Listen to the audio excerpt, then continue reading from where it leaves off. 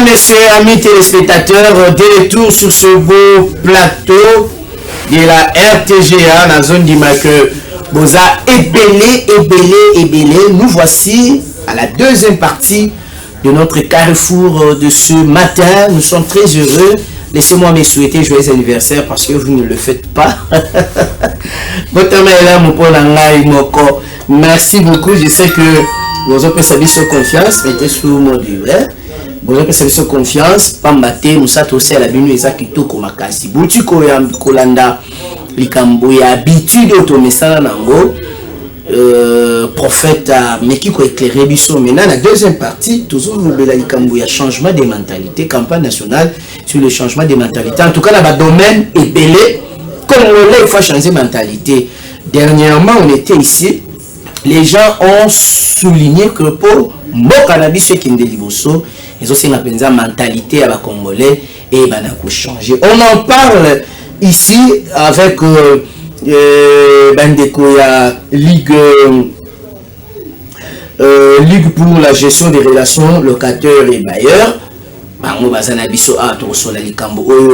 y a campagne nationale sur le changement des mentalités. Là, je suis très heureux de recevoir le président Paulin Kabea. Mbote Nayo. Mbote Ndeko, et puis joyeux anniversaire Nayo. Ah, merci, souhaiter un joyeux anniversaire. Merci beaucoup. Ouais, sincèrement. Sinon, bonne santé à Ligue, bon mouvement. Non, Ligue pour la gestion des relations locataires et bailleurs, ils ont très bien. Parce qu'en fait, mouvement Ali, Société civile de l'habitat en RD Congo, pour les bibas Foutelindaku, Kolondaku, et Moussala Obiso de Salaka, donc pour l'Inkabé, Zali, président national, et ceux qui vont voter, Nazali, ambassadeur de valeur, désigné par la cellule d'innovation et des changements de mentalité. Ambassadeur de valeur. Oui, dans le cabinet chef de l'État. Donc, cellule d'innovation et des changements de mentalité, mon avis que pour Makambo échanger dans cannabis, parce que le lot, son excellence fait central de Tshisekedi Tshilombo a même vision, il y a développement au Congo, une RD Congo émergente. Nous avons regardé pour RD Congo comme émergente, ils ont aussi un changement de mentalité. Parce que le changement de mentalité, c'est côté. Bana Moubout là. Parce que même il y a mon chef d'État paraphrasé qui a mon. Bana Moubout là, mon changement de mentalité. Bah, président Soubalela, tous les gars, changement de mentalité. Torosuka, Netinanini, au monde qui c'est l'innovation, changement de mentalité, et c'est un tour. Tourbe, Tapenda, Mundapo et changement de mentalité à l'effectif. Il y a un autre dans ça qui campagne monnaie et changement de mentalité, le mieux vivre ensemble et l'éradication des conflits entre locataires et bailleurs. Les alliés campagne au ça porte à porte. Mais pour la campagne, on a tous les bandeko te recruter qui peut te former, te bengi bango, ambassadeur de proximité. Ambassadeur de proximité, on va tirer d'un échantillon, il y a chef de rue, échantillon, il y a courtier immobilier, bailleur, locataire, pasteur, notabilité, genre, la jeunesse. Parce que on est force vive la nation. Donc, tu suis un échantillon, autosali, un comité de 10-10 par quartier et groupement pour la 145 territoires RD Congo. Très bien. Donc, on dit lancement, parce que tu dis que Kinshasa, c'est la zone.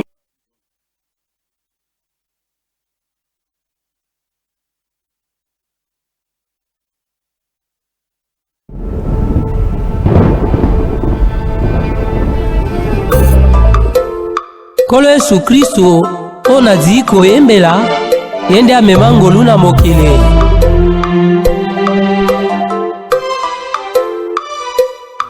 Baba melanga moto na mobimbe, baba melanga elenge mobali, baba mabolanga inosangwe. Baba melanga moto na mobimbe, baba melanga elenge mobali, baba mabolanga inosangwe.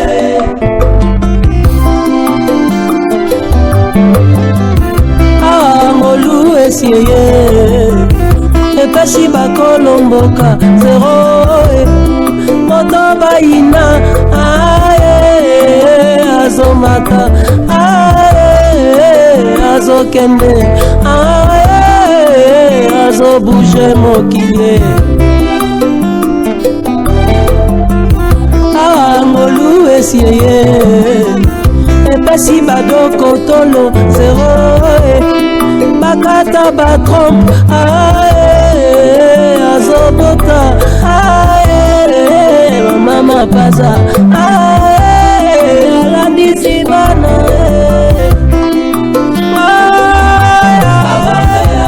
moto ya mobimba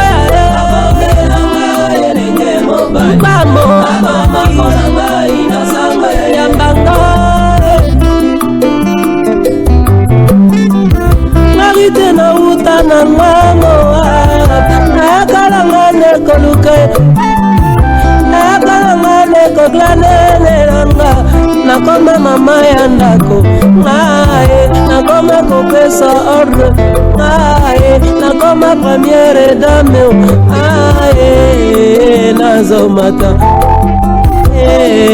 nazobouge mokilie Daniel ngai étrangengo nakati ya bastrologa mboka ngai nakoma mokonzi natanga kelasi oyo ya pasi natanga na bujinga natanga na molilingo natanga na mwindo ya petrol na assemblée nationale na bima depute ngoya mama nakoma pe ministre ngoya zezi nakoma gouverneur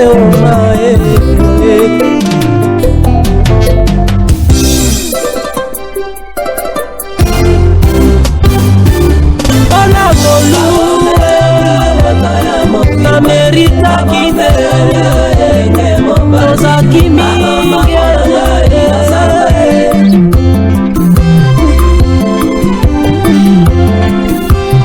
angolu esieye epesi bavandi ya quartier zero mwana oyo ndumba ayende azobala ayende alongoli soni ayende atamboli libota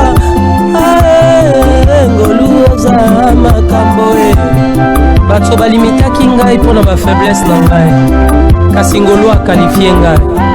Merci Jésus, ancre correcteur, yavi na ngai. Maimbole mwana ya kauka nakola na ngai na mbelekete nakola na ngai na milelo nabakola mafuta mbila na lotoko nauta na ngai na bolomba nauta na ngai na ekwater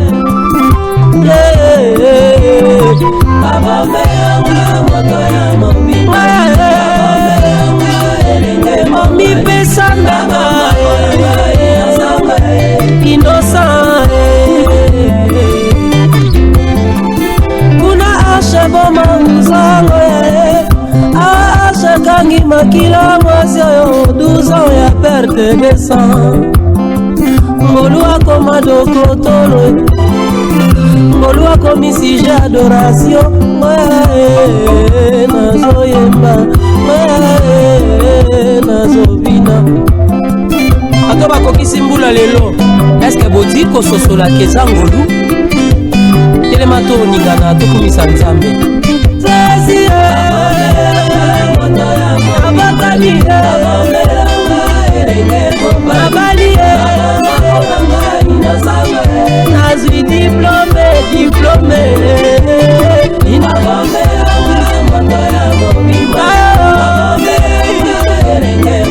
nomination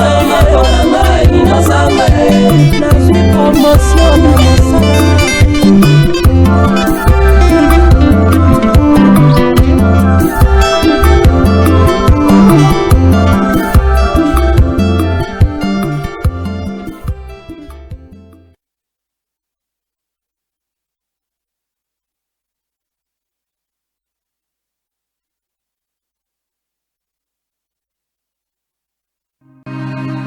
RTGA, mieux qu'une chaîne, un monde.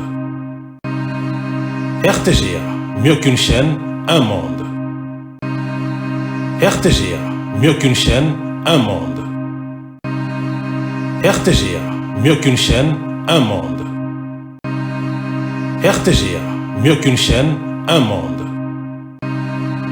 RTGA, mieux qu'une chaîne, un monde. RTGA, mieux qu'une chaîne, un monde. RTGA.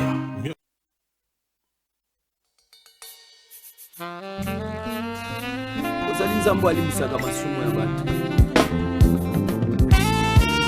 ntango ozwaka moto otalaka te ebisika oti yawe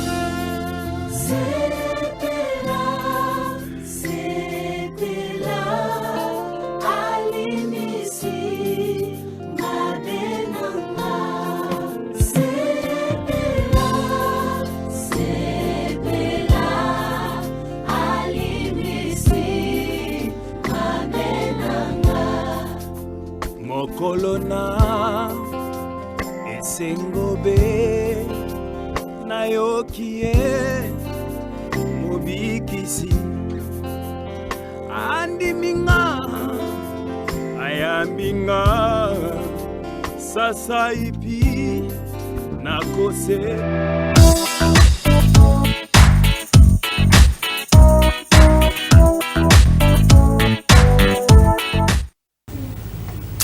Voilà, mesdames et messieurs, de retour sur ce beau plateau après cette petite pause, indépendamment de notre volonté. Nous sommes de retour pour Nako Lobela, ce qui est écrit déjà sur vos écrans, campagne sur le changement des mentalités, dans le domaine union surtout.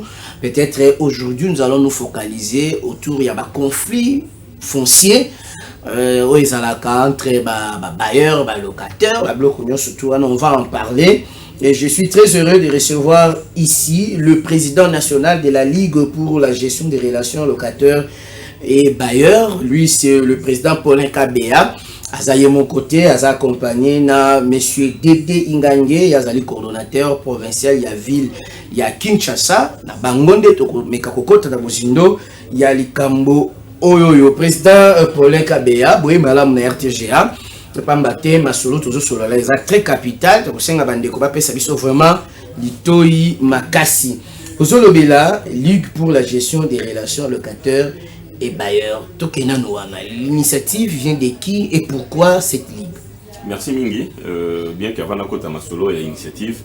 La bandelle sous ce souhaité bon anniversaire. Merci beaucoup. Merci Président. Tout à fait, tout à fait. Donc en fait, Ligue pour la gestion de relations locataires et bailleurs. On a une à définir bien, mais pas comprendre comment Ligue est au Natango Akala, Tozalaka, Namakamo Itali locataire et bailleurs.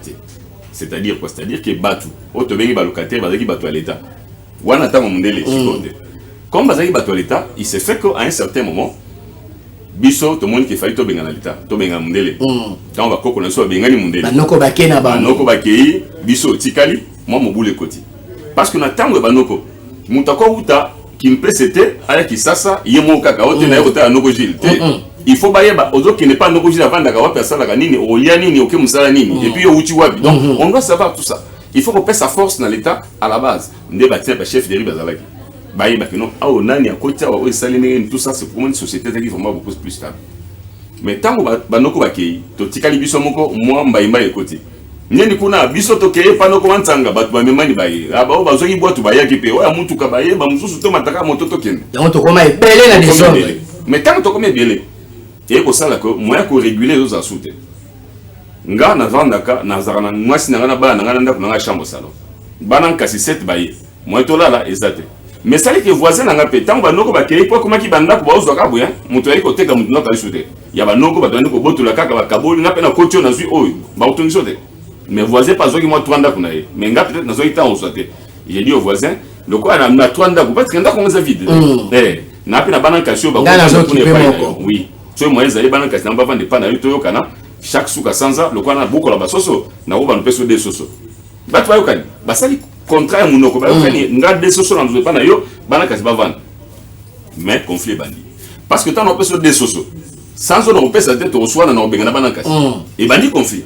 Mais en dehors de ça, batoni ko kasko nenga obongisa te etika non ba soso bon ba kasuzwa ba kiti nanga za langage batali te ba kiti simba te bon siko kangelo ko te sona kei suka suka te to tshona nomba ba saka sima suka suka te bo to tshoko simisolo ils ont évolué ils ont kena ko évoluer muke na kada ko évoluer nombre pe confiance nini ezokola ndemula matata tayi bon ce confiance okola il faut ko lukane nini ya ko stabiliser ya on mona comme du gouverneur tel a dû arrêter. De côté, le seul pays bourgmestre, il n'est pas joué mon canon, ah, on va pas dans la ligne d'Andéboué. Maire de la ville, il n'est pas joué. Mais comme conflit est persistant, et que conflit est qui est belé, et que moi, au sein de la loi, il y a un moment qui loi qui est comme proposition à l'Assemblée nationale, loi 15/025 portant vos alloyés non professionnels. Et qui promulgué le 31 décembre 2015 par le chef de l'État Kenda Kala, Joseph Kabila, qui ont le 31 décembre 2015, pour la Tchakinia, na kati ya secteur ya makamo etali beaux alloyés. Mawenza ka beaux alloyés non professionnels, c'est-à-dire résidentiels, socio-culturels, non beaux alloyés commerciaux. Netina loi. Alors tant le senga nini, et dali ko senga et landa ma principe nango. garantie locative et kita et sous na 3 mois pour la résidentielle, na 6 mois pour la socio-culturelle, na commerciale, donc il y a bon pour le matin à lingi bongo. Na kaya boy locataire au sala boy, bailleur au sala boy, ba pesi ba obligation, ba devoir ma kamunyoso. Mais na kata au créer loi, ndé ba moni kété. Mbula matari ba tikela ke nzoto mingi yemo côté parce que ba biais za la toujours. Alors pour éviter ba biais de pouvoir, qu'est-ce qu'il fallait faire? Il fallait que tu aies ba structure, et ça comme mondelu entre mbula matari na population. Donc créer ba bailleur, ba locataire, ba courtier immobilier, ba bailleur bazali pe na oyo bangi ya bango syndicat pour na question likambutali ba bailleur ba telemela. Chaque cas est créé ba structure nango. Ba locataire ba créer pe un syndicat pour non biso ba locataire to yibo été. Ba courtier immobilier pe oyo bango pour baza comme ba porte-voix na bango. Ndele boito okende. Mais na cadre wana pour l'un cas avec comme président il y a ligue il y a ba bailleur il y a RD Congo. Na tango wana. Tout à fait. Ne bandera ma parce que jusqu'à là la longue pe na toujours président ligue ba bailleur. OK. En dehors du fait que vous avez la Ligue, tant que vous avez une société civile, c'est-à-dire plusieurs structures réunies, tu as constaté que, et là, il y a des choses qui sont ambulatés. Les autres ambulatés, pourquoi? Parce que vulgarisation, madame, on l'a été. Tu vas y biloter. Mais chaque année, on a la télévision, bandeko, ok, loi, tu vulgarisé. Tu as la ministre plusieurs fois, tu as la conduit plusieurs fois, tu as le gouverneur, tu as le ainsi de suite. Mais et permettant c'est que tu es banni de okende. Mais souka tant que monde qui non. Conflit de locataire et bailleur et zoko la ka pour la loi te. Et zoko la pour les vendre les bateaux parce que pour yo comme locataire na za bailleur na faut un contrat non. De tout monde qui non, soit tous en contrat ça un problème te. Yo ya ka nga papa Jules. Na problème na futa kapita no monde. Mais yo mo mte mo qui na qui dia futa. C'est problème. Tout à fait. Alors, de tout monde il avait fallu que tu structure moko pour permettre de réguler. Parce que babayer mususu babakisa maele mingi ba locataire pe babakisa pe maele mingi alors to sunga bon va comprendre loi mutamto ba que non il y a une conciliation parce que conciliation outil na bisoté et outil na arrêté 11 ya ministre à une conciliation boyoka inen entre babayer na ba locataire ndetina ya auto bengi ligue pour la gestion des boyoka ni entre babayer na ba locataire. Très bien. Président provincial coordonnateur provincial ya ville ya Kinshasa Ndeko Dédé Ingange awawa soko tali omona ke ba contrat de bail yango penza ezala raté omona boyokani kaka bongo ba mingi eloko ezala je reconnais avoir reçu la somme il y a tel mais contrat de bail penza ezala raté. Est-ce que c'est important les lo oyo ba locataire na ba bailleur bazana contrat de bail? Est-ce que c'est important pour ba loi na mboka na biso ezala nango mais problème ezala respect nango pe mise en application. Est-ce que c'est important les autres à la contrat de bail? Josar Josar Mikanda. Merci beaucoup. Mbutukulu ya mbote. Ndeko Josar est obligatoire. Ndenge président Kolobasiko a ce qui toque dans la loi 15/025 et l'obami dans l'article 3 que c'est vraiment obligatoire. Ndeko courtier et plutôt ndeko bayana locataire basa contrat. C'est obligatoire, il y a même des pénalités par rapport à ça. Parce que les difficultés années président lobby ils ont suffisamment sensibilisé. Ni ne comment na katia contrat de bail wan. Contrat de bail, les droits du bailleur, les droits locataires et puis ma modalité, il y a résiliation à contrat. Au rôle en garant la tombe le bima non, la loi vous contraint. Il faut ça. Et comment il peut se soutenir la condition de combattre là, d'accord. Surtout wana combattre ça ndako. Dans le cas de contrat ils allaient. Quand est-ce que tu peux majorer? Les arrêtés l'homme na tombe na matinda. Il y a des conditions. Et puis ceux qui ont résilié contrat, yo locataire, yo bailleur par ta propre volonté, les lois na bengani mutolanda olanga. Il y a aussi des pénalités. La loi prévoit ça dans ces contrats. Donc c'est vraiment indispensable tout ça. Mais batbaye barangote. Changement de mentalité. Tosto bandi. Et c'est bandi. Tosto bandi tout zola la suite. Merci beaucoup coordonnateur provincial ya ligue président. Tangi tokenena nous parce que ma conflit est belé ba locataire na ba bailleur. Oyo bino vous constata récurrent ezaneti ni oyo zonga mingi au moins qu'il faut les kango penza batu baye ba yango po esila. En tout cas conflit est à deux types. Conflit c'est locataire bailleur. Conflit pezali il y a l'état et moi qui conflit. Oui, tout à fait. Parce que moi, une loi, on a d'abord source à conflit à l'Igoso. Loi, on a conflit à loi. Bah, conflit à loi, ils allaient toucher les locataires et bailleurs, et ils allaient payer moins mingi, il y en a quelques-uns. Il y a quelques-uns. Les lois, on a niveau de la loi. Parce que, dans le bien, pourquoi il y a une nouvelle loi. Où ils ont en proposition pour modifier la loi où ils allaient koya. Bah, faut qu'ils ont déjà l'Assemblée nationale et qui est le Sénat, tous là sont des clauses à Sénat parce que tout le monde a loi parce que ça notre milieu. Juste là. Voilà. Mais na carte nango, biso to moni que loi ils ont déjà un conflit nango. Quels sont les conflits de loi? Les lois oyo, bah le biboye. Ceux qui ont bailleurs ngaza locataire na. Tous en pour ça il y a au Kabouana. Tous en période où il y a préavis, non? Ok, ma paix sur préavis à 3 mois. Tant ma paix sur préavis à 3 mois. Il y a que l'ouest allait autoriser. Après 3 mois, ce que le locataire a joué d'akouté, a joué d'ici comme ça au Kennedy. Il faudra à que Senga, il y a locataire, à Senga prolongation et à préavis.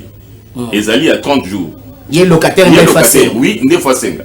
Voilà la loi ya kala na loi sika. Il y a ce que ça non il y a ce que ça projet. Na oyo koya. Na loi oyo tout ça on a loi ça. Ozala en vigueur. Tout ça ba ozala en vigueur. On a mettre au parce qu'il y a sika na mettre en son on monter ça pour. Donc on renouveler comme ni préavis, il faut le locataire yenda c'est. Quand on a préavis, ba sur 30 jours préavis, locataire a ju bisikate. Il faudra azonga na service y habitat, a senga prolongation à préavis il y a 30 jours. Mais prolongation prévue à 30 jours, on peut essayer. On peut essayer sans volonté à bailler. On a bailler volonté. On a sur côté conflit. On a bailler volonté. On peut essayer 30 jours. Après 30 jours, ceux qui sont salis qui abimité, on s'est aligné, on s'est allé au sommation. Voilà ce qu'on baille dans la zone. A foutu moi solo pour sommer locataire. 15 jours. Et ça y est 45 jours. Après 45 jours, ce qui abimité, il faut ça aligner. Il faut passer la sommation. Bon, j'ai dit sommation avant, mais voilà, les sommations étaient mises en demeure il y a 15 jours. De fois, vous savez, les sommations, il y a 7 jours, généralement, et qu'il y en a peut-être 10 jours, mais dans 7 jours. Mais tant que ça, les sommations, et qu'il y a bimika, il faudra que vous fassiez là, autobengi, commission de conciliation. Babengi si bailleur, babengi si locataire, babengi si bisso, tenant la structure, et tout va bien ensemble tous, pour tout qu'est-ce qui s'est passé, comment se fait-il qu'il y a de quoi, quelles sont les raisons. Il y a une chose. Tant que déjà à Kinshasa a il y a un problème, peut-être un décodé à côté, mais à quoi il faut réconcilier du sauté. Ce qui est là, c'est quelques fonds de pambou le matin, il y a fond du même matin la police. Mais là, c'est au fond de la béou to vendre au bani.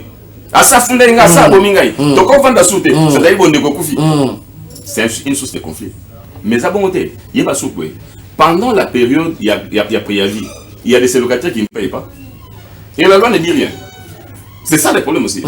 Parce que il y a Zobanine, Namutuna Tchèque, pendant la période où il y a la garantie dans la locative. Et pourtant, on dit que la garantie locative, on se servir pour payer le loyer. Tu vois un peu. Mais il y a quand on va dire, ils ne payent pas pendant les 3 mois. Mais quand on fout pendant les 3 mois, mais au moins la caserne va accorder une prolongation à préavis. Même pendant la période de sommation, il y a une période de sommation. Dans les autres malheureux là, locataire a un avantage belé. Dans ce moment-là. Oui, bon, c'est le cas de le dire. Mais en réalité, ils ont dit que et puis loi, ils ont dit que sunga biso côté parce que il y a des locataires. Avant, il n'y a pas surtout il n'y a pas que ça. Il y a aussi bateau après ça va mise en demeure. Babi le locataire a sali en moyenne 3 mois foutité, n'est-ce pas? Il faut baisser mise en demeure à 45 jours. Mais quand on va baisser mise en demeure à 45 jours, voilà, ils allaient payer préalablement. Tu comprends pas? Donc c'est-à-dire à côté mise en demeure, habitant aussi à 45 jours au foot, soit à foot à qui va pas mieux. Nulle part, il n'y a pas de pénalité. Et ils allaient moi et belé autant on a besoin que loi yango songa. C'est que nani o fois que no senga préavis peut ba foutara ndenge nini. Mutasenga préavis eza en fait. Donc non na makambo. Non, na makambo itaina no bail parce qu'il y a des choses où il faut pas bail ignorer. Mais dans la carte ya loi où il peut ça biso parce que préavis les attentes bateau ga ko kabwana il faut que c'est un service compétent bien service et habitat. Mais la service habitat et la bailleuse locataire d'aller autoriser et aussi la préavis. Pourquoi? Parce que tous un contrat de type. Contrat de bail, il y a durée déterminée, na contrat de bail, il y a durée déterminée. Il y a durée déterminée, ça coûte moins bien parce que vous allez tout sali mukanda, vous allez contrat pendant une année. Après une année, il n'y a rien à faire. 45 jours avant de notifier, papa, il va te toquer. Ce que si tu bandes le contrat zéro. Mais où est-ce qu'il y a durée déterminée, des contrats, il y a problème. Pour Nanini, parce que il y a un avant de ça préavis, il faut toquer. Bata, ça vous a la garantie le 3 mois, on doit payer ce préavis. Donc le bailleur peut aller demander, le locataire peut aller demander. Mais quand on a une rupture, loi lobby ils allaient sur demande express il y a locataire donc yo baye so telemi OK que non na kende ko senga préavis pour un locataire na ngai ce qui locataire andimi na nteke bon problème c'est-à-dire to bien on retire abusif à contrat de bail donc c'est ça muto senga ka préavis comme on a locataire so azana posa ya kobima demande express ba sengele préavis abimi mais ce que ça que yenda sengite et que baye mutake ko sengele préavis il faut ça la justifier parce que baye ba bakisa maele banga te moni bilonda ozobuta mbujumai azana bisika on vendre te mais azana tata mosi nanga il faut vendre ka pa nanga tu vois un peu or a dit qu'il azobi miso pas ça nyama standard et comme il retire abusif à contrat de bail et dans ces cas le lobby qu'est-ce qu'il faudra faire il faudra mutabongo ye baye wana après ça préavis dans le locataire, même ce contrat qui a durée déterminée, après ça préavis légal. Il y a 3 mois, qui s'en a procédure n'est mais dans ce cas là, l'équivalent à 1 mois à loyer comme indemnité, il y a retiré abusif à contrat de bail. Ah. Ouais. Est-ce que ba locataire ba yebi makambo, ba bailleur ba yebi makambo. Président, natika na yo moké. Oui. Quand est-ce que ba matsaka ndako? Comment tsandako après combien de temps? Non. Comment ça vous a déterminé par la loi? Comment ça vous a problème à attendre? Tu supposes. Ah, et le bani peut la libérer. Ils ont pas attendre. Ngana to vandi ndako moko. Affecté na ndako te ngana locataire na ozabayo n'est-ce pas? To sali quel type de contrat ils a durée déterminée ou pas durée indéterminée mais na locataire na yo. Pour ndako e mata, il faut to za auto bengi plus-value. Plus-value les années. C'est-à-dire na côté na ndako na côté qu'on peut-être un ciment, n'est-ce pas? Na comme ce qu'on a idée que namoni il faut pas bâtir moi carreau moi marbre bâtir dans un plafond makambo ça va bien na locataire yo bailleur ngani mna komi la posa alors qu'est-ce que je fais n'ayez pas na bailleur ngana bi papa na posa o me ko bongisi ngai awa ti ngai marbre awa ti plafond ba lustre zala tout ça parce que ndako avant ozwa le biboy mutazo zo ndako oyo yi alofuta ndako oyo ya lingela ki nan état wa la ki na kutela ki et là qui deux chambres salon plafond de table na to ki ani plus wana mais yo ko amgana tongo te singa moni azabu na moni na tchela yo plafond na bakisa bakao ba liste non tu peux pas parce que ndako zanga ngana to na contrat dans ce qui yo baye au CPO bongsanda kuna yo etali yo mais tika wala montagne ko CPO bongsanda kuté non to ça là en clair dans c'est pas que baye la moni na tonga CPO bongsanda non la maison ne lui appartient pas la maison appartient au locataire mutasenga ba bongsanda c'est le locataire c'est pas les bailleurs donc baye ko tati andako la moni de combien tu koko un bâtiment on a ça tete ou bien la quelqu'un d'accord voisin la moitié va voisin là bas carreau au pays à tato na tchatu bas carreau non c'est interdit oui donc c'est à dire que avant que bon sanda il faut ça sur demande na bandeli demande express demande express il y a locataire nde boyo kana siko nga ba ya na mwenda na mbongo te siko poto sandi na ndengo sengi wana non nga na ko tchama moyen nga to bien on prise à crédit c'est ça le terme au le lobby na prise à crédit qu'est-ce qu'on fait ok to bakisanda ku to sala boye mais na ko bongisa wana voilà ce qu'on va faire le quoi yo no mtoche ba moyen o banuka to muke na loyer ou bien to sala boye to komi mukanda na muno kote to super mukanda ngo to memi on a service compétent habitat ba enregistrer biso mukanda na biso to yo kanye komi avena c'est que erreur batu basalaka eza ya kozanga kokene na service ya habitat ko ke ko na service habitat te ozanga na koyeba loi parce que ngana biso non même l'état a biso en conflit et ben là batu na service habitat ba habiter beaucoup aussi. Biso to 5 là on peut auto bengi remise à niveau. Il y a des gens on a service habitat oh de fois peut bailler makambo tu vois. Donc c'est un peu ça. Il y a un monde qui est au bunda to qui a changement de mentalité, to qui n'arrête makambo et les mieux vivre ensemble avec les locataires bailler pour bailler habiter. To bunda po de porte à porte. To sunga ba to conflier si la bailler banane lo bailler banenga ko vendre là. Ndeko Dani Kasangulu atuni azongeli peut-être question ngana tuna kiwana mais akomatisa ndako. Olobé likambo ba condition merci ndeko Dani depuis Kasangulu olobé likambo ba condition oui il y a komatila ndako mais na durée ni est-ce que ça que au vendre après 6 mois ndako mati après une année ndako mati après 2 ans loi elobi nini oui tina ya campagne et ça pour tout sunga ba ya ba locataire ba comprendre que ndako mata n'importe comment au moins ta Kinshasa to banyo comme zone tampon on est Kinshasa ba ambassadeur de proximité tout tient à Kinshasa bazali 51 450 ko na Kinshasa en tant que zone tampon ba rozala 10 dans chaque quartier so il comme ambassadeur de proximité il y a hors d'émission ko tungisa été à expliquer ce qu'il y a tuna mi tuna na yo akoyi biso te mo lo lobby boye bo vanda boye conflit za la te pourtant on a besoin qui meza le vrai développement c'est fait dans la paix on a besoin que visa chef d'état ko kisama ya Congo émergente mais pour ko kisama et zo senga qui meza et aussi un changement matériel va tout échanger et aussi un conflit entre locataires bailleurs ici là parce que les gens comment voulez-vous qu'ils m'entendent comme on attend alors papa moi n'a pas bien regardez bailleurs non bon tu décembre il y a pas qu'il y a pas jamais dans qu'on a mati bon et mati na condition quelle raison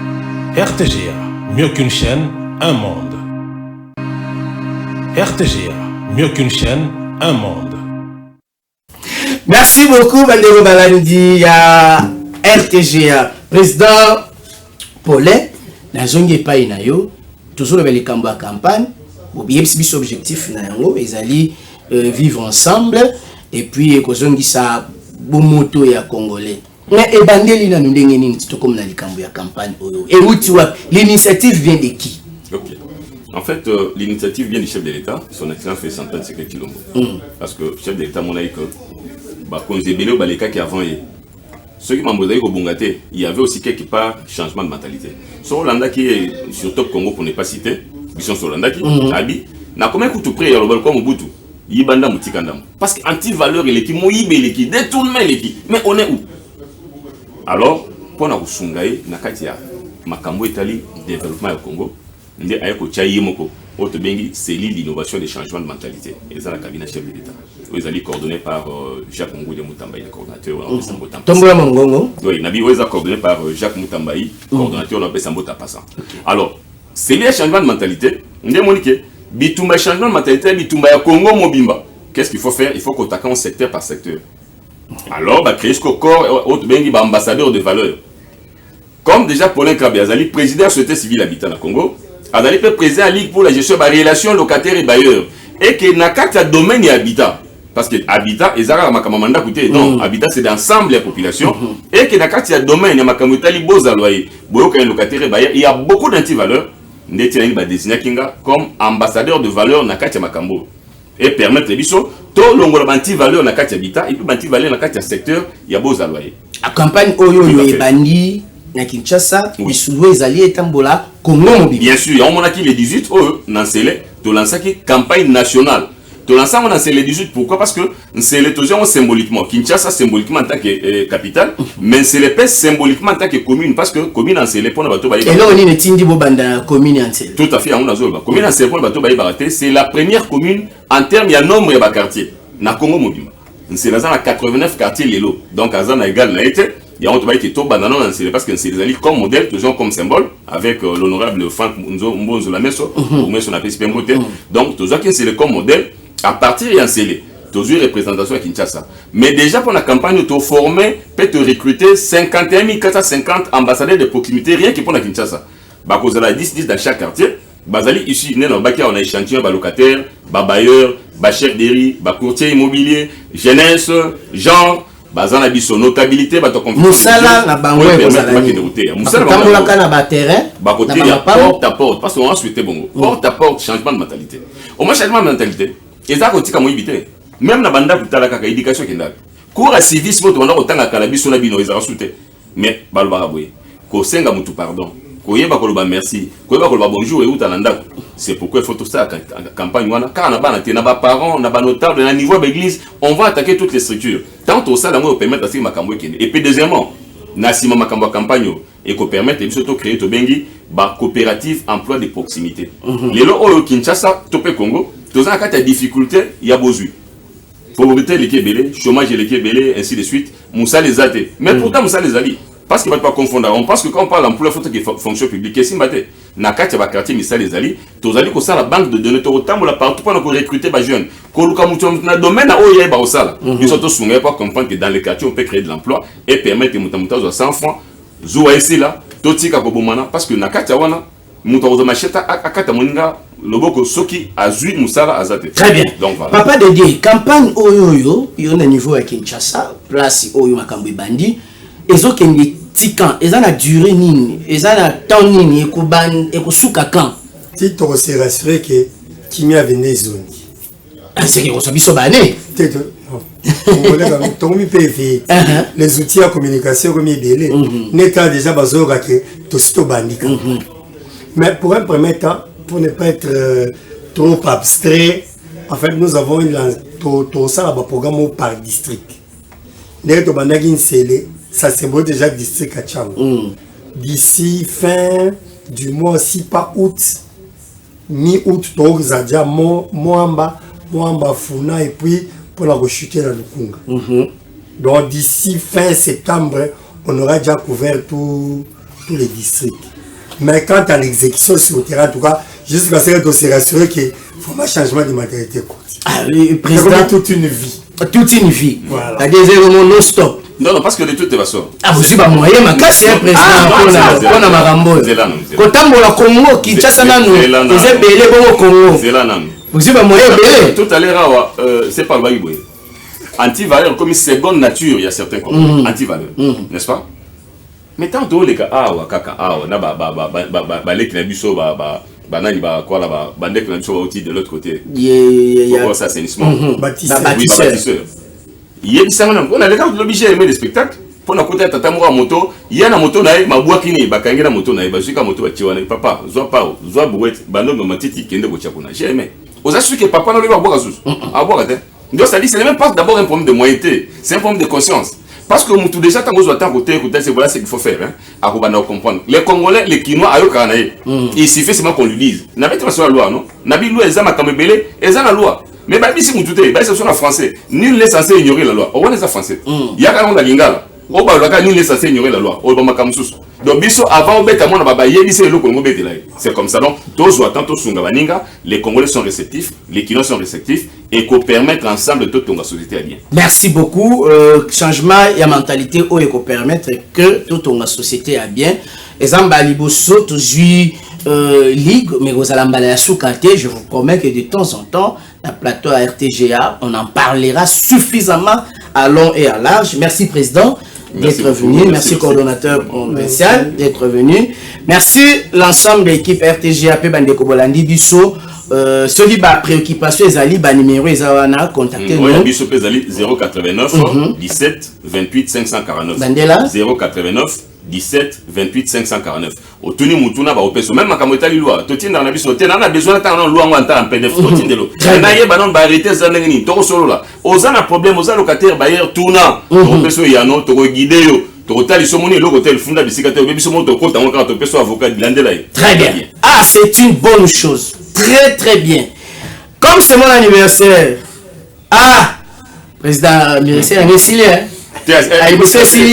Anniversaire qui est bien. Merci beaucoup. Gloire Kazadi. Zala motema malamu et anniversaire à Moninga. Ce qui s'engagne une lokoala et ça la bien makasi. Pour les autres ceux qui awa jeudi c'est alléluia et sili tokota na bino jeudi ezali koya batata ba mama kimia et umela na mabota na bino botika la malamu. Bye.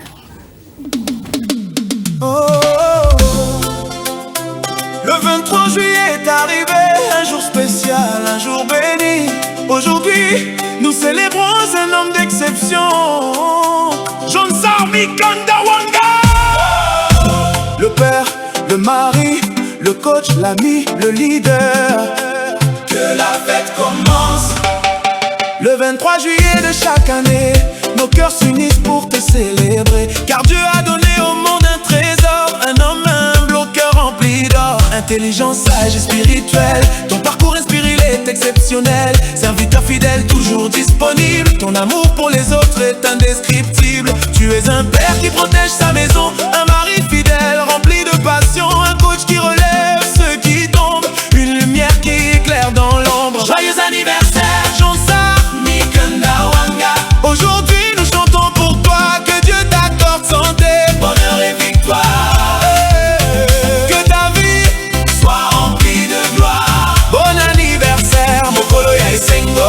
Tosepeli mingi mpona yo Jean-Sar Sambe abatela yo Mpe apambola yo Tango nyonso Journaliste respecté de notre nation. Heart beats fast, colors and promises. How to be brave, how can I love when I'm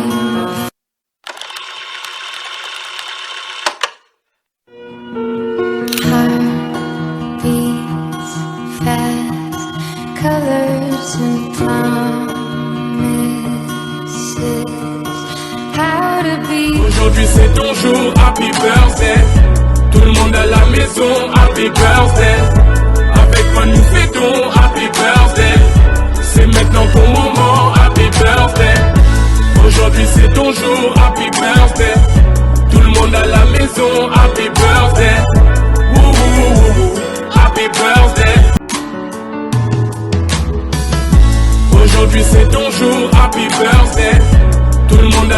maison, happy birthday. Avec moi nous fêtons, happy birthday. C'est maintenant ton moment, happy birthday. Aujourd'hui c'est ton jour, happy birthday. Tout le monde à la maison, happy birthday. Wouhou, happy birthday. Mieux qu'une chaîne, un monde. RTGA, mieux qu'une chaîne, un monde.